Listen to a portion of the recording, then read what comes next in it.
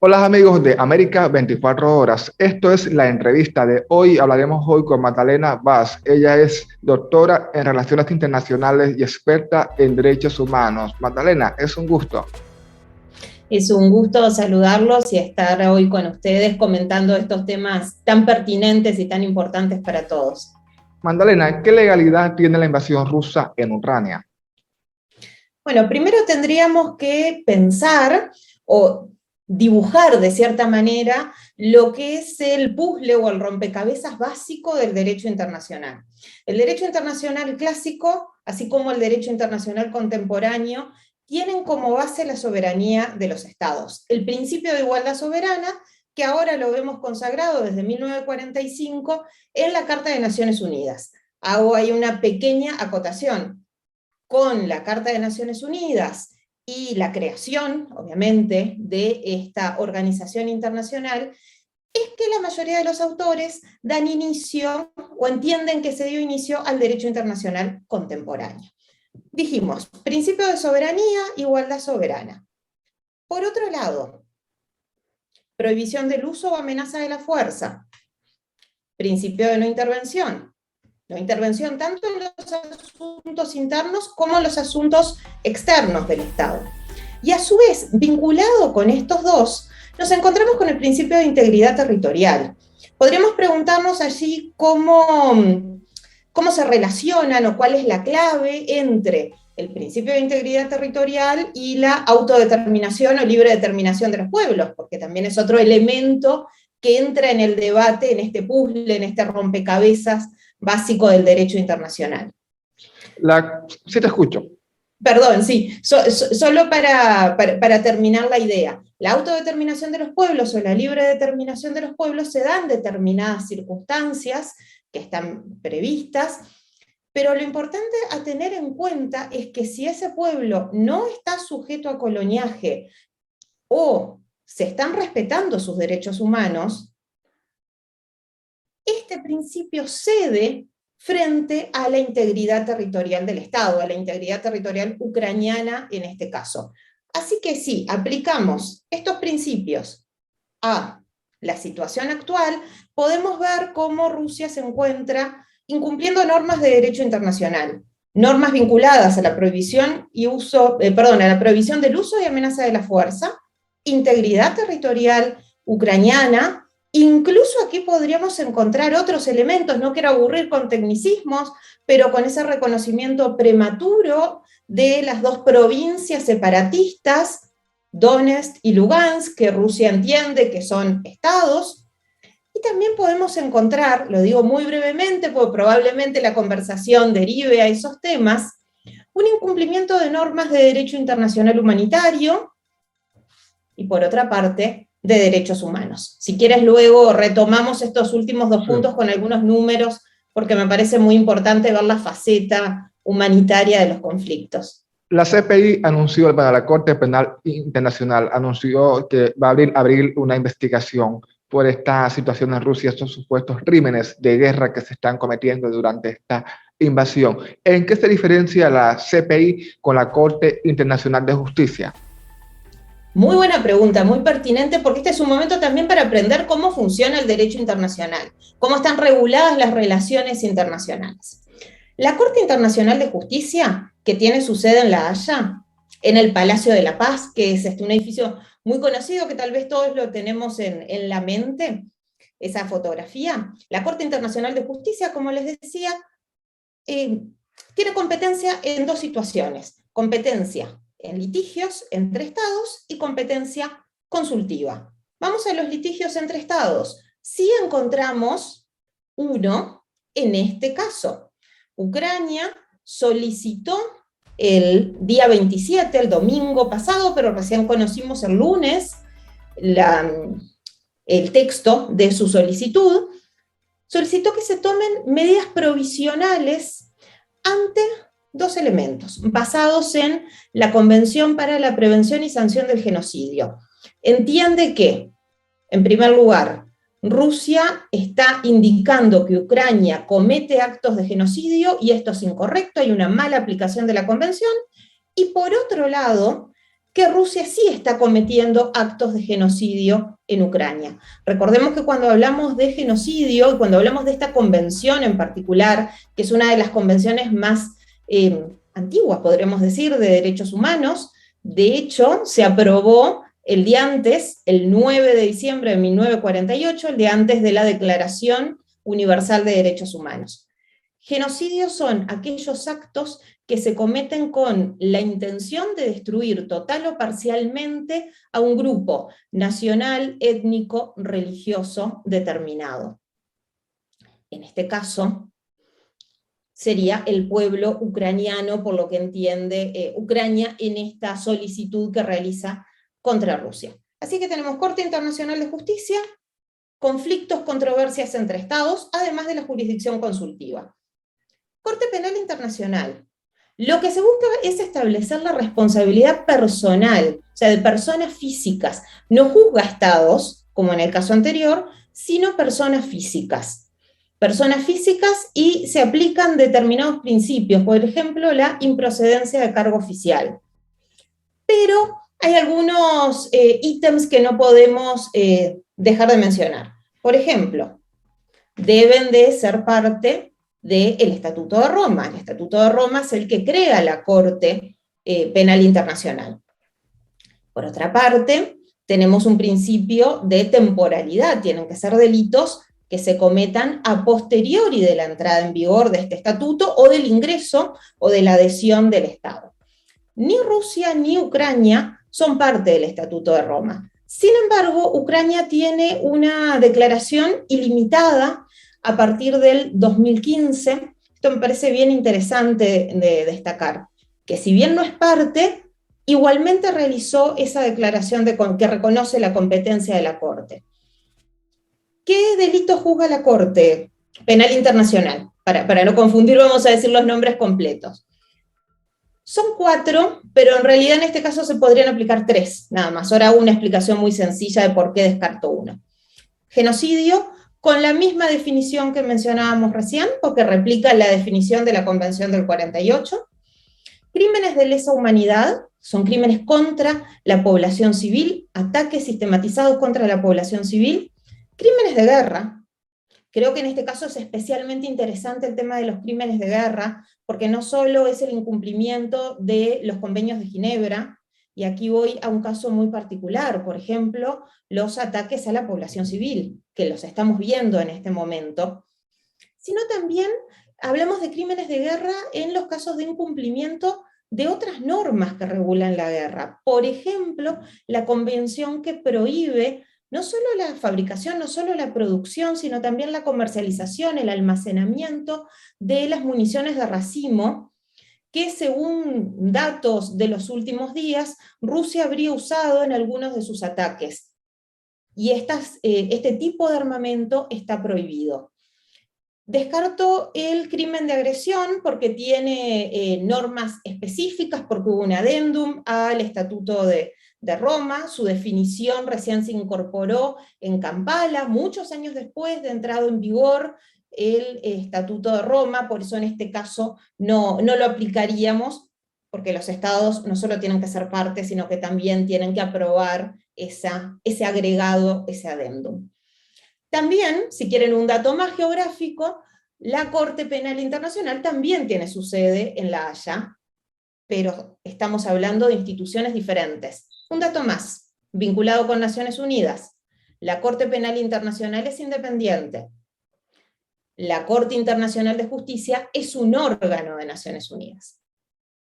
¿Cómo puede, en el caso de la Corte Internacional de Justicia, la que responsabiliza al Estado, a Rusia, cómo puede hacer esta Corte para que Rusia pague por esta invasión y estos crímenes de guerra que se están cometiendo en Ucrania? Bueno, esto es lo que van a discutir el 7 y 8 de marzo, que son las audiencias, son las audiencias para las medidas provisionales, las medidas preliminares. Luego de esto sí se podrá discutir el tema de fondo. Puede haber algún tipo de reparación en derecho internacional cuando se establece la responsabilidad de un Estado. La reparación puede ser una indemnización, que es lo que habitualmente podemos ver en derecho internacional, y lo vemos mucho en derecho interno. puede darse una satisfacción, por ejemplo, reconocer que el propio Estado que reconozca que incumplió determinadas normas, que publique la sentencia en algún sitio web que sea de acceso público. Se dice que la satisfacción es más bien simbólica, si se quiere, o se puede intentar volver al status quo inicial, que en este caso sería muy, muy complejo justamente por esta faceta humanitaria de los conflictos armados, que si quieren vemos algunos números, porque es muy difícil volver atrás con los números que tenemos hoy. Estaba revisando al 5 de marzo, se estima, porque no hay datos exactos, que han cruzado la frontera de Ucrania con destino a otros países europeos, especialmente Polonia, 1,3 millones de personas. Yo que soy uruguaya, que vengo de un país de 3,4 millones de habitantes, miren este número, estamos hablando de más de un tercio de la población de Uruguay. Creo que para ponerlo en contexto, tenemos que pensar eso. ¿Qué ciudades conocemos de 1,3 o aproximadamente 1,3 millones de personas?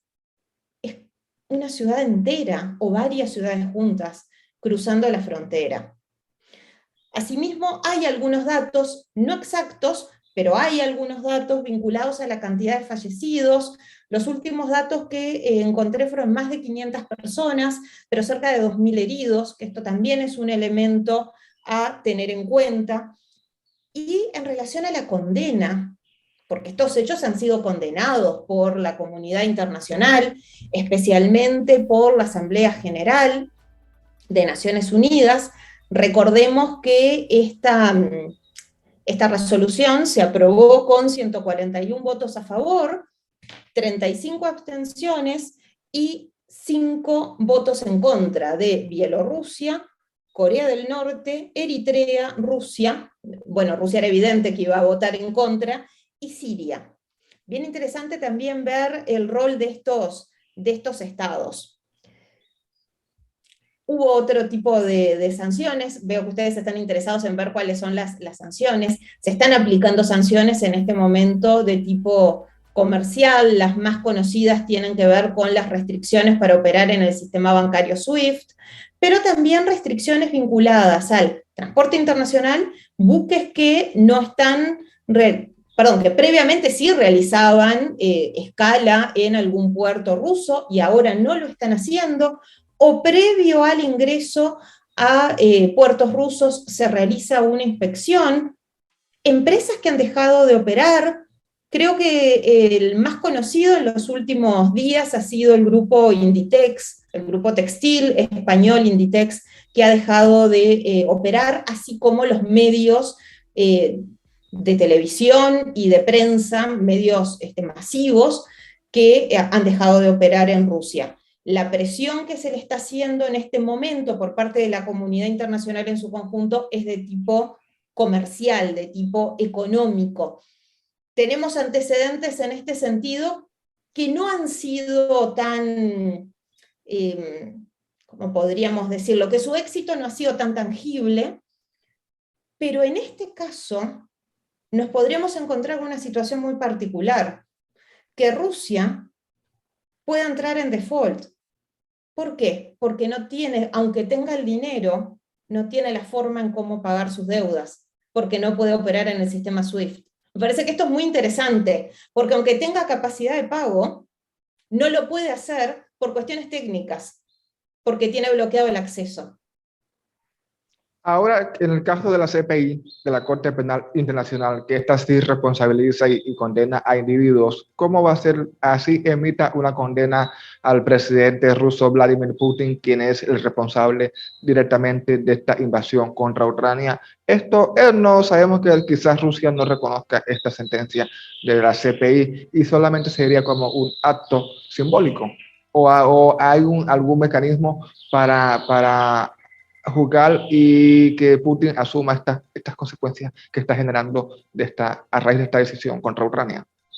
Bueno, Alejandro, acabas de dar en el clavo con el tema más controversial en este momento.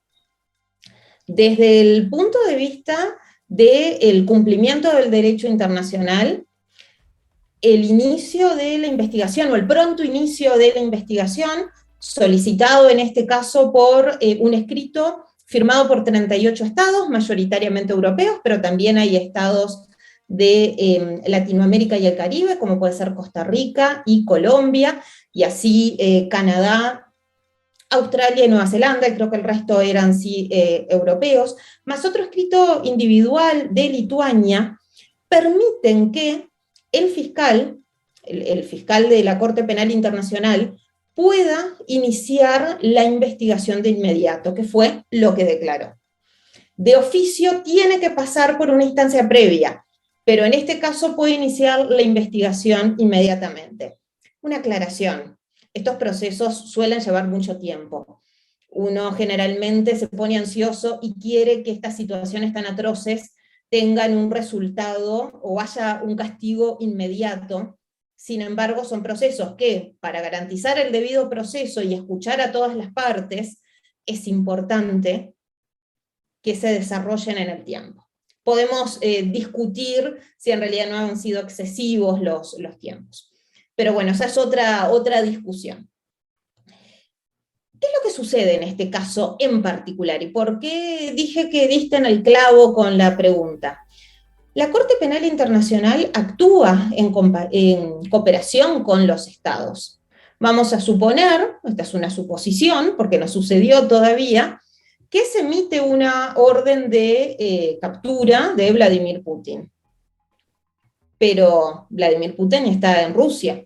Por tanto, necesitaría la cooperación de instituciones públicas rusas para poder realizar esa captura. Algo que creo que cualquiera de nosotros puede darse cuenta que hoy sería prácticamente inviable, porque estarían capturando justamente al mandatario. Sería algo que no sucedería.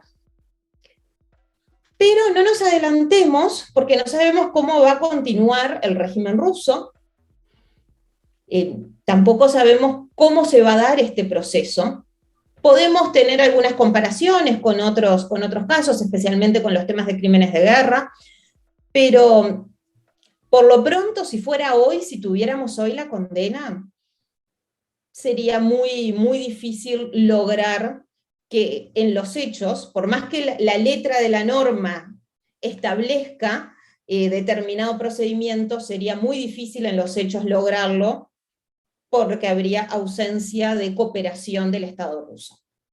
Doctora, las sanciones, Estados Unidos y los países europeos han impuesto ya sanciones contundentes contra Rusia por esta invasión no provocada de Ucrania.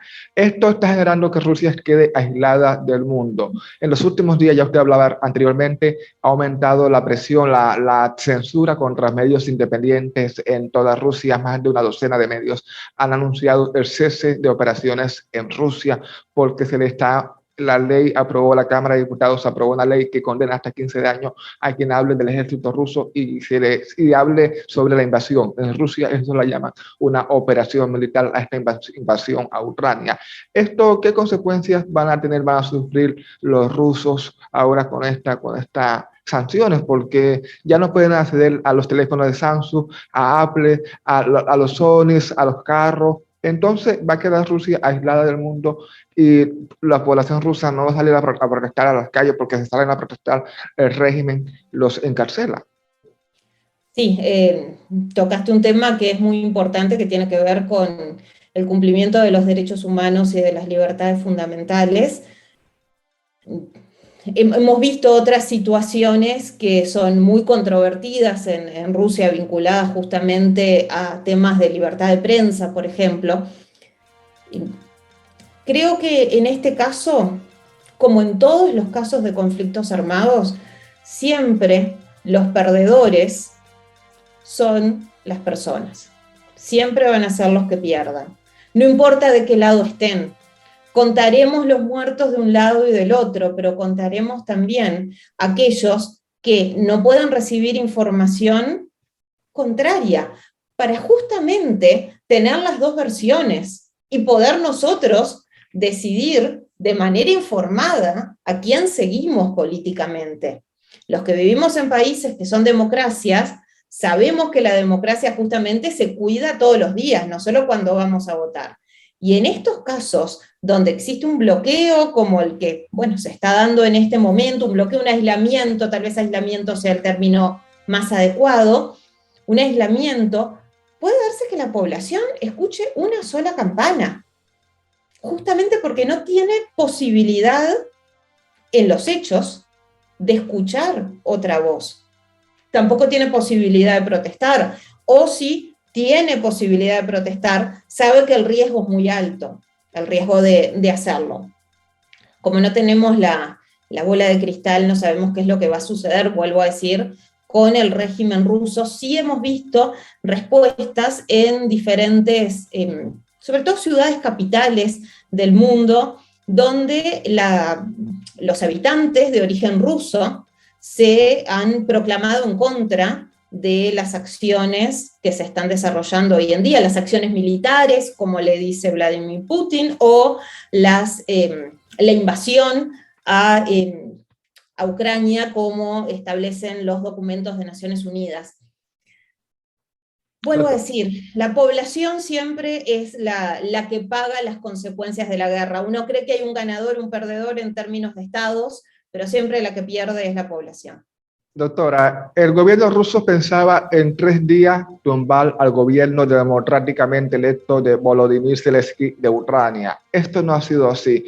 Hemos visto un aumento constante en los ataques rusos que ya prácticamente hemos visto ya afectan directamente a los civiles, aunque ellos dicen desde Rusia que no, pero las imágenes muestran otra realidad. Si incluso el presidente ruso no se esperaba esta resistencia masiva del presidente ucraniano y de la propia población que está pidiendo, o sea, está en contra de esta invasión Rusia y más bien quiere ser parte de la Unión Europea. Vamos a ver que Vladimir Putin aumente sus ofensivas. Hay un convoy militar de más de 60 kilómetros que se acerca a la capital con armas pesadas. Posiblemente esto acabe en un aumento de los ataques, los bombardeos a Ucrania. ¿Cómo va a quedar la población? ¿Va Europa a permitir? Bueno, prácticamente ya si en 10 días de guerra hay más de 1 millón de refugiados. Si esto sigue aumentando, estos ataques, sí, va a quedar Ucrania prácticamente como Siria, con la mayor cantidad de desplazados del mundo. Va a superar a los sirios y a los venezolanos. ¿Y cómo va a ser los países europeos para hacer frente a esta migración masiva? Bueno, otro tema bien interesante. En realidad tocaste 2 temas muy interesantes en esta pregunta que me gustaría contestar específicamente. Dentro de la respuesta general me gustaría hacer referencia a 2 elementos. El primero tiene que ver con lo primero que mencionabas. Esta es, yo podría decir, de las primeras guerras en el mundo, o conflictos armados, si no queremos usar el término guerra, porque en derecho internacional tiene una connotación, en derecho internacional y en el mundo, sí tiene una connotación muy, muy desgarradora, si se quiere, pero es el primer conflicto armado en el cual tenemos imágenes minuto a minuto registradas por los propios combatientes y por la población civil. Las imágenes hoy en día no solo circulan por los canales formales, y en este sentido tenemos que hacer referencia a la labor enorme que están realizando los fotoperiodistas, pero también circula por los canales informales y con una rapidez nunca vista. Podemos recibir en nuestro teléfono celular una foto en segundos, son milésimas de segundos. Y nos está contando la guerra de otra manera. O sea, el conflicto se está contando desde las voces de las personas que participan directamente. Creo que eso es algo bien interesante a tener en cuenta. El otro aspecto es el efecto humanitario que nos vamos a encontrar. Y aquí me parece importante destacar 2 temas. El primero justamente vinculado a las migraciones y el carácter o la naturaleza que van a tener esas personas físicas, bajo qué estatus van a estar en Polonia, por ejemplo. Se está discutiendo justamente qué estatus se les va a dar. Se habló en algún momento de carácter de refugiado o de asilado.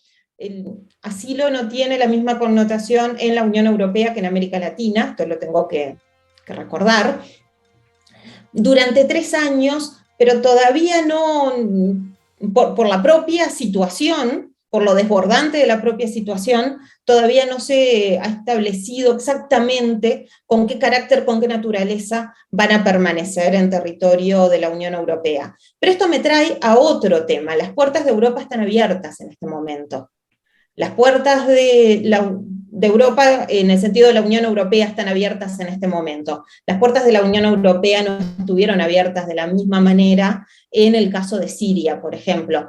Todos debemos de recordar la imagen del niño Alan Kurdi cuando llega a las costas del Mediterráneo, y es una imagen realmente desgarradora. Es imposible borrarla de la mente, porque uno lo ve y parece un niño que está durmiendo, que está con mucha paz, y en realidad ese niño muere justamente escapando de un conflicto. Y yo no estoy condenando lo que sucede ahora, me parece que es lo correcto, es lo éticamente correcto, voy a ir más allá del derecho, lo éticamente correcto en estas situaciones. Sin embargo, no vimos la misma respuesta en el pasado. Los motivos pueden ser muchos, pero han circulado algunos, vuelvo a la idea de la rapidez con la que circula la información, pero han circulado algunos videos con argumentos muy cuestionables, desde el punto de vista de los derechos humanos y desde el punto de vista ético también, son argumentos muy cuestionables. Es entendible que en este caso tienen una guerra en la puerta de Europa, sin embargo, no parecería ser válido decir en este caso sí, abro las puertas, y en este caso no, simplemente porque están en Siria. Entonces las puertas de la Unión Europea parecen más las puertas de una fortaleza, que es lo que no vemos en el día de hoy. Doctora, en algunos países, por ejemplo, el caso de los latinoamericanos que están en Ucrania, pero ¿por qué ellos no pueden entrar al territorio en Polonia a diferencia de los ucranianos? Incluso hemos visto algunos gobiernos han implementado vuelos para repatriar a sus connacionales. ¿Por qué no pueden quedarse estas personas en estos países? O sea, estarían sin algún estatus migratorio si es que estos migrantes, bueno, estas personas ya residentes de Latinoamérica en Ucrania, ¿cómo quedarían si es que entran a estos países de la Unión Europea? Bueno, hay que ver cómo resuelve justamente la Unión Europea esta situación, si existe algún tipo de requisito especial, por ejemplo, nacionalidad, no lo sé porque todavía no hay una resolución definitiva, porque esta situación está en curso, lamentablemente está en curso, pero lo que han hecho la mayor parte de los estados latinoamericanos y caribeños es justamente accionar mediante sus consulados la posibilidad de que las personas abandonen el país, el territorio ucraniano, o tengan una protección adicional en el caso que permanezcan. En algunos casos ha sido más eficiente, más rápido, en otros casos ha sido en colaboración con otros, pero lo que tengo entendido es que se ha intentado que todos estén bajo protección. Convengamos que en un conflicto armado, que no sabemos qué va a pasar el día de mañana, o no sabemos qué es lo que va a pasar en la siguiente hora, porque reina la incertidumbre, justamente dar certezas suele ser lo más difícil. En el día de hoy leía un testimonio que me resultó muy significativo. Era una mujer que viajaba con su familia, que decía que habitualmente llegar a la frontera con Polonia le llevaba en automóvil un viaje de 7 horas. Hoy en día, dadas las circunstancias, lleva aproximadamente 24 horas. Esto aumenta la peligrosidad. Imagínense en el caso que sean latinoamericanos y caribeños que tienen que volver a sus países de origen. Claro, el gobierno, el canciller de Ecuador decía, había recibido información de familiares de residentes en Ucrania que les solicitaban gestionar una visa o un pase para que se quedaran en estos países, Polonia, por ejemplo, que donde está recibiendo la mayor afluencia de estas personas de Ucrania. Y decía el ministro de Exteriores que era imposible, que el gobierno no gestionaba estos pases, estas visas, y que lo más correcto era que los ciudadanos se tenían que venir en el vuelo que estaba implementando el gobierno ecuatoriano. Bueno, son las dos opciones que tenemos en este momento. Yo no sé si decir que una es más correcta y otra es incorrecta. Los estados también, mediante la cooperación, pueden buscar otras soluciones. La realidad es que las fronteras de Ucrania, como decíamos hoy, y los caminos que llevan, las autopistas que llevan a esas fronteras están desbordadas en este momento. Por eso entiendo que se buscó específicamente que las personas de nacionalidad latinoamericana pudieran tomar vuelos de emergencia, vuelos humanitarios para abandonar ese territorio. Y recordemos que hace pocos días se abrió un espacio de alto al fuego, que bueno, hay toda una discusión si se cumplió o no se cumplió, para justamente poder acelerar los corredores humanitarios, porque el problema es que las personas quieren salir en medio del conflicto. El problema es que no se detuvo el conflicto para que la población civil, que no puede ser objeto de ataque conforme a los convenios de Ginebra, para que esa población pueda abandonar el territorio. Doctora, una última pregunta. El Consejo de Seguridad de la ONU no ha podido emitir una resolución que condene directamente a Rusia por esta invasión. Ya esto pasó a la Asamblea General, pero directamente en el seno de este Consejo de Seguridad es imposible porque Rusia tiene un poder de veto. ¿Se necesita reestructurar este organismo? Bueno, creo que es el momento de volver a tratar el tema. Pensar si en este caso no hubo una parálisis del Consejo de Seguridad que determinó justamente que el tema esté en el seno de la Asamblea General, y creo que es un momento de volver a plantearnos cómo sigue el derecho internacional de aquí en más, y especialmente cómo van a operar las organizaciones internacionales. Puntualmente podemos pensar el caso de la ONU, pero no es la única organización internacional que está siendo cuestionada en este momento. Recordemos en el 2020, por ejemplo, la situación de la Organización Mundial de la Salud o de la Organización Mundial del Comercio durante la era Trump. En realidad el multilateralismo ya viene malherido de antes, no es que esté herido por la situación en Ucrania. Hoy en día lo vemos específicamente con la parálisis del Consejo de Seguridad. Y en mi opinión es el momento de replantear el tema. ¿Cómo evitar esta situación? Si es necesario reformar el Consejo de Seguridad. Había un proyecto de reforma planteado por Brasil que ampliaba el número de estados en el Consejo de Seguridad, incluso tenía asientos permanentes que eran rotativos para los estados latinoamericanos, que era una reforma muy interesante. Sin embargo, no prosperó. Bueno, tal vez podemos retomar ese proyecto u otros y evitar estas situaciones en el futuro. El Consejo de Seguridad puede actuar muchísimo más rápido porque puede establecer sanciones institucionalizadas que determinen el uso de la fuerza o no. Entonces me parece que es el momento de cuestionar el derecho internacional, que es muy importante que exista, pero que exista y que lo respetemos no quiere decir que no lo cuestionemos en los casos que resulte insuficiente. Y también es el momento de reimaginar el derecho internacional. Si después de la Segunda Guerra Mundial surgió una institución como la Organización de las Naciones Unidas y se estableció en su Carta Constitutiva la prohibición del uso o amenaza de la fuerza, tal vez este también es un momento de inflexión para realizar cambios significativos en el derecho internacional. Doctora Magdalena Voss, experta en derechos humanos, doctora en relaciones internacionales, es un placer haber conversado con usted para que nos ayudara a cómo la Corte Penal Internacional y la Corte Internacional de Justicia pueden responsabilizar a Rusia y directamente a Vladimir Putin de esta invasión y sobre las acciones que están en la mesa para poner fin a este conflicto en Ucrania, que ya deja decenas de muertos y millones, ya 1.200.000 desplazados según las cifras hasta hoy. Según ya esta próxima semana, esta cifra va a seguir aumentando si se intensifican los ataques rusos. Gracias nuevamente por su tiempo. Un gusto. Muchas gracias a ustedes por la invitación.